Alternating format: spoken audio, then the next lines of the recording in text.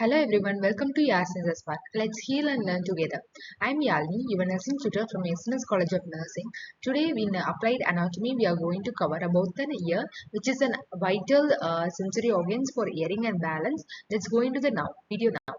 By the end of the class, you will be identifying the structure of ear and also the anatomical applications to this, and also to analyze the clinical situation and the therapeutic applications in the clinical area. Let's go into the topic now. The ear is not just for hearing, it's also helpful for maintaining the balance and equilibrium. Understanding which the anatomy helps the nurses to assess the hearing loss and ear infection and vertigo and perform the safe procedures like ear irrigations and the medications and administrations. Let's see into the topic. The ear has three main divisions that work together to capture the sound waves, amplify them, and convert them into the nerve impulses, help us to maintain the balance. And sound travels from the outside to the middle to the inner ear. Any blockage or the damage in these parts can cause the hearing impairment or the dizziness.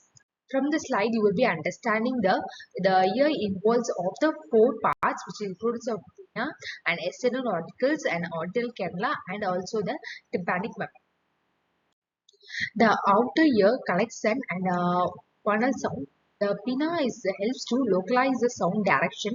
The external ordinary canal, which is about the 2.5 centimeter, directs sound to the tympanic membrane and which vibrates when the sound hits. And the earwax in the canal protects and clears. And clinically, the impacted wax or the foreign bodies here causes the conductivity hearing loss.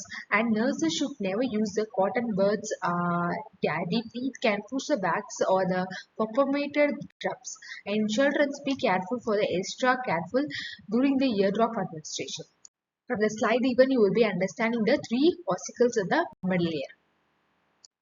The middle ear, which is of air-filled spaces, which amplifies the sound vibrations, and the tympanic membrane, which vibrates and transfer the movements to the ossicles, and which is of three structures already we have seen in the previous slide, which is of look like a hammer, manus, and which is attached to the eardrum, which is of incisius abil. According to the shape, it will be named also, and also staples, which is of strips. The staples connect to the oval window of the inner ear and the ischius tube, which is can say that which is equalize the pressure. That's why the ear pops when swallowing. When we are swallowing, the ear will be popping. The common issues, what are the common problems which is associated with the middle ear is of middle ear infection, which we will be call it as a otitis media. Maximum it will be causing for the children's, and it is a fluid buildup. The liquid will be built up, and also it's a more painful thing, and temporary hearing loss will be occur. So for that a kind of patient, we should teach the parents about the administration, and we have to regularly nurses duty is to regularly monitor the temperature and adequate administration, and we have to teach the parents to about the regular follow-up after the infection occurs. Inner ear consists of three parts, which is responsible for hearing and the balance one. The inner ear is of bony and membraneous labyrinth filled with fluid, which converts mechanical vibration into the electrical signals for the brain.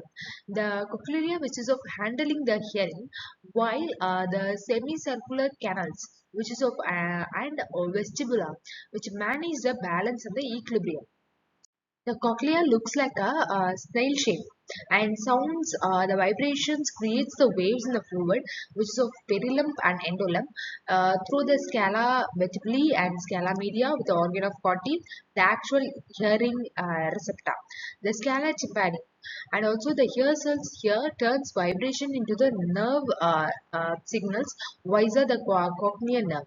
The vestibula, which connects the utils and cervicals for the linear acceleration and head positions.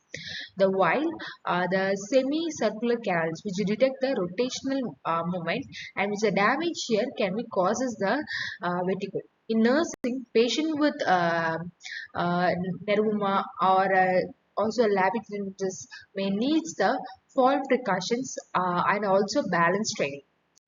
Already we have seen that this is a vestibula which has contains the two parts.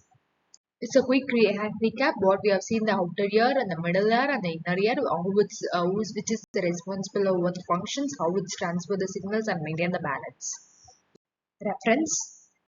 Thank you for watching ISS Spark. If it's helpful you for anatomical revision, please like, comment your doubts below, subscribe and share with your nursing batchmates, and let's heal and learn together. See you in the next video. Stay curious and take care.